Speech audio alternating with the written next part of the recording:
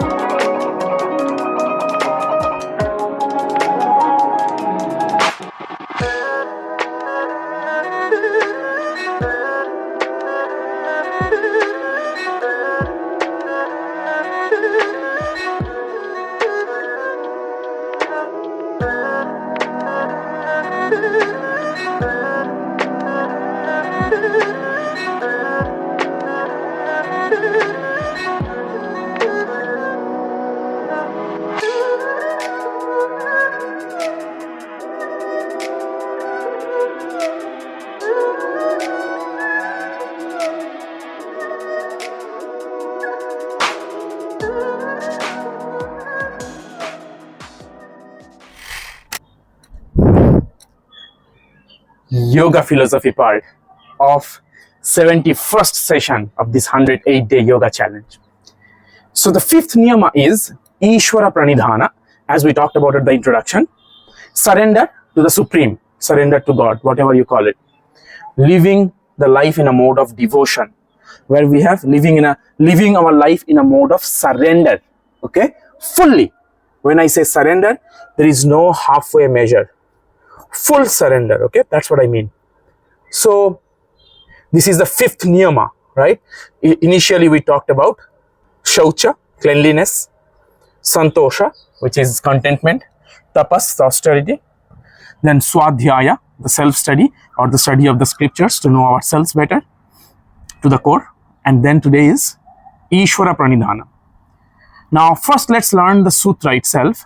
It is 45th sutra of second chapter Sadhana Pada in Maharishi Patanjali's groundbreaking work of Yoga Sutra, Patanjali Yoga Sutra. So the sutra goes like this: samādhi-siddhiḥ īśvara-praṇidhānāt. Samādhi-siddhiḥ īśvara-praṇidhānāt. Samadhi-siddhiḥ īśvara-praṇidhānāt. From complete surrender to God, the Supreme, comes the perfection of attaining the state of samadhi. Samadhi-siddhi. Siddhi means mastery, the perfection.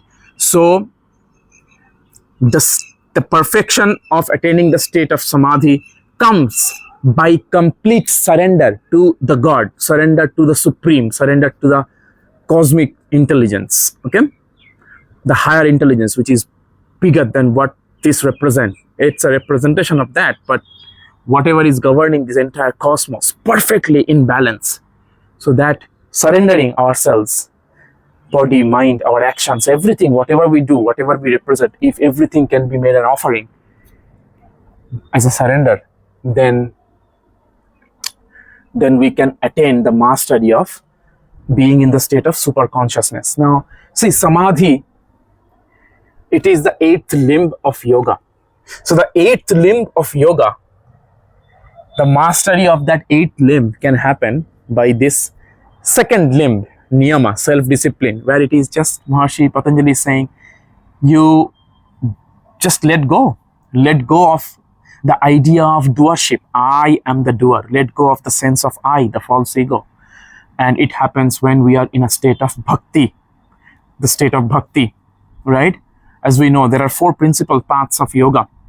The jnana yoga, the path of knowledge, wisdom. We want to know our reality by pursuing the scriptures, by pursuing in understanding intellectually, but it's not everybody's cup of tea, because these are complex ideas. These are very subtle ideas, I would say, rather than complex. So without the right guru, difficult to have this knowledge transmitted. So that's one way, jnana yoga. Then raja yoga. The royal path of yoga is by doing the kriyas, the practices like meditation, pranayama, by mastering all these life forces, all the nadis, by mastering how our body functions, how our mind functions, by specific activity like kriya, by doing specific activities from outside, right? So the kriya part is the doing part of it. The royal path is by techniques and tools. That's Raja Yoga, okay, meditation. Then is karma yoga, by doing actions. So in India, I would say that hailing from India, I would say that here not necessarily people are doing so much of asanas, the part, or even like lots of pranayamas or things like that, but everybody takes their work, like especially the housewives here, the moms, the aunties, the elderly people who are doing their household chores. They are almost like whatever time they are awake, they are spending 90% plus of their time in just doing activities for the others, So that's a kind of devotion also they are showing through their action, right? So their action is their way of living.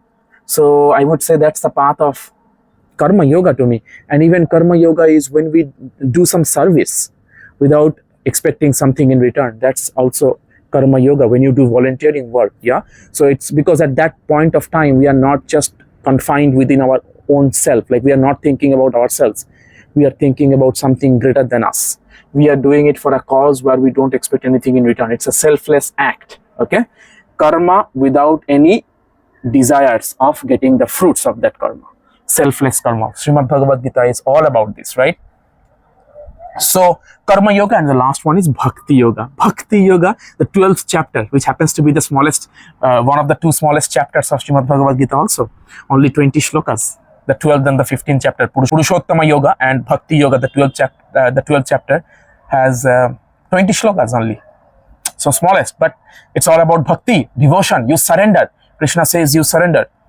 Sarva dharman parityajya mamekam sharanam braja aham tvam sarva papebhyo mokshayishyami ma shucha. I will liberate you from all the sins. Don't worry. Don't repent anything. You don't have to worry about anything. You don't have to repent anything. Just sarva dharman parityajya, leaving all the dharma that you think that you might do and not do. Mam ekam sharanam braja. You take resort only unto me. Aham tvam, I unto you. Sarva papebhya, from all sins. Mokshayishyami, I will liberate you. Mashucha, don't worry, don't repent, don't lament. So there is this shlokas in Bhagavad Gita. So Bhakti Yoga means complete surrender. īśvara-praṇidhāna, to me, it also reflects that bhakti part where you are completely devoted, you have surrendered completely to the supreme power. So what happens here? Maharishi Patanjali says, samādhi-siddhiḥ īśvara-praṇidhānāt. Samādhi-siddhiḥ īśvara-praṇidhānāt. From īśvara-praṇidhāna, from surrendering, from attaining, from being firmly established in the state of complete surrender to the supreme power, the mastery over the state of samadhi happens. Now, see, I will conclude this session by talking about a very little bit from an intellectual point of view, what samadhi means. Suppose, so there are these three subtle, this antaranga sadhana in the 8 limbs of yoga, right? We will talk about it. So we talked until pratyahara, right? Yama, niyama, asana, pranayama and pratyahara. Then there is dharana, dhyana, samadhi. Please write me in the comment section if I have talked about dharana as yet. I have to look back. But these last 3 limbs of yoga, these are the subtle aspects of yoga where we reap the benefits of the first 5. Now, when we suppose there is an object, suppose we want to know something about, say, a flower vase. Okay, a flower vase. So I want to know about the flower vase, I am looking at it. Dharana means one pointed focus. So I am only looking at it. I am not being aware of anything that is around it. Okay. For example, right now in front of me, there is this camera. So I'm looking at the camera and I'm being oblivious to anything that is around me. So one pointed focus. So it's unidirectional. The attention is going from me towards the object of concentration. So dharana is that. Dhyana means when the dharana starts to, the intensity of dharana starts getting heightened up. Then dhyana, we slip into the state of meditation where the unidirectional attention becomes bidirectional, meaning the object of my attention, dharana, starts talking with me, starts talking to me, means I get to know about what it represents, right? So there is still this dual aspect of me giving my attention to the object of concentration, the object of concentration hitting back its knowledge to me. So I'm getting to know about its properties, about what it represents, what it actually is. But samadhi means when there is no differentiation between me and the object of concentration. I become it. I and it, they are the same, right? So there is no dvaita bheda. There is no duality anymore. So I become one with my object of concentration.